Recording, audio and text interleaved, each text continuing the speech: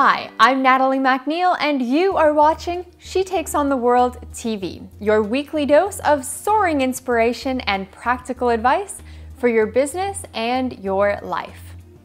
One of the things you keep telling me that you're struggling with is having so many ideas all the time and not knowing which one to focus on first, or working on so many different ideas and never actually following through and executing one or two of those ideas.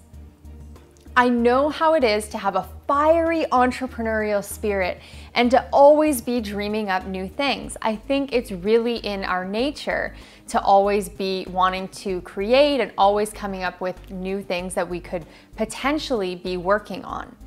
But finding your focus is really important, and I do see so many entrepreneurs struggling with idea obesity, as I like to call it. And today I'm gonna help you to get your focus onto just 1, 2, maybe 3 at the max things. I know sometimes it's hard to just focus on one thing at a time, so I'm not gonna be the person who tells you you absolutely can't focus on anything beyond one idea, but I hope some of these tips will work for you. So the first thing is that I don't think you should ever be working on more than 3 things at a time, and maybe not even all at the same time. So I believe in having a really tight product offering of no more than 3 products. I will share the link to my product pyramid video so that you can see my whole plan and how I lay out the structure for rolling out a cohesive package of products or services. So I like to do 3 different tiers, which again, you'll see in this video, but the first tier is a free product or service that you give away, usually in exchange for somebody opting into your mailing list. And that gives you an opportunity to build trust and get to know people.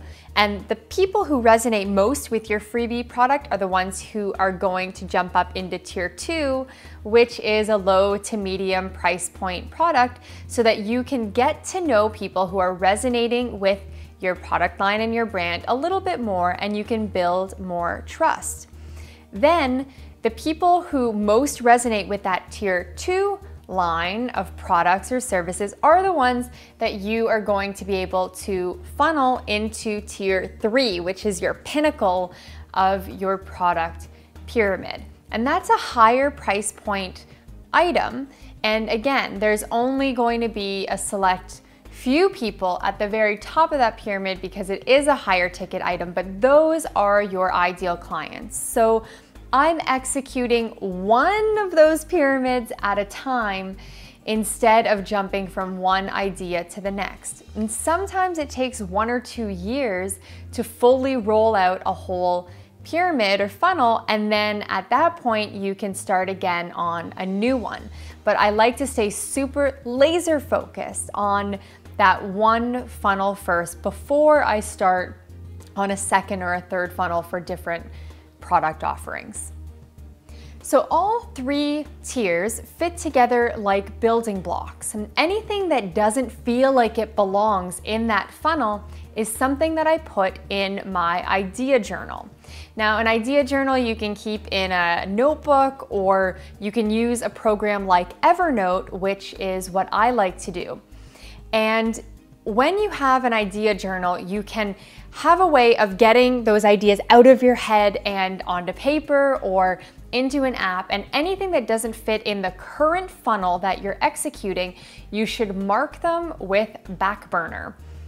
So I have a little folder and it's called my idea back burner, and it's just my way of keeping track of everything that's popping into my head so that I can always revisit it. Maybe it's not meant to be out in the world now, but maybe 2 or 3 years down the road, I'm gonna revisit that idea and be super excited about it and really feel like it's the right time to introduce that product to my audience.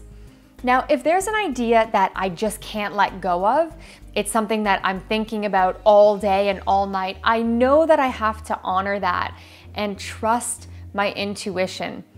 Whenever I can't stop thinking about something, I know I have to at least dedicate some resources to working on it and see if it's something that we want to launch. And sometimes we will change gears to make those ideas happen when I feel very, very strongly about having that idea out in the world. And usually when I trust that, when it's a nagging idea that's always whispering to me and speaking to me throughout the day, I know that I have to, like I said, honor that and get it out there. And oftentimes those will be our most successful product offerings. So if you do have one of those ideas too that's just always there in the back of your mind, do a little homework, do some market research, have some people help you out and evaluate if you think it's the right time for that idea and it's not something you can put on your idea back burner.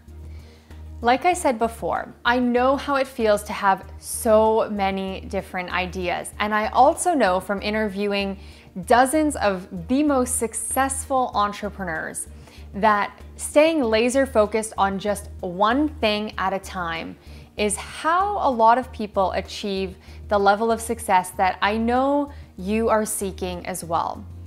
Now, if you do have trouble putting ideas on the back burner, or you get really bored once you start working on only one thing, try a visualization. I have a track on my meditation album called Soul Stirring Future Success. And I think it's a really great meditation to just visualize what it is you're working towards in the future. So close your eyes and breathe deeply and soak up the feeling of what it is like, what your life is like when you've achieved that one goal, or you've launched that one product, or you've written that book that you've wanted to get out into the world for so long. Visualize what your life feels like having achieved that one goal. And just soak up that visualization. And every time you feel yourself getting distracted,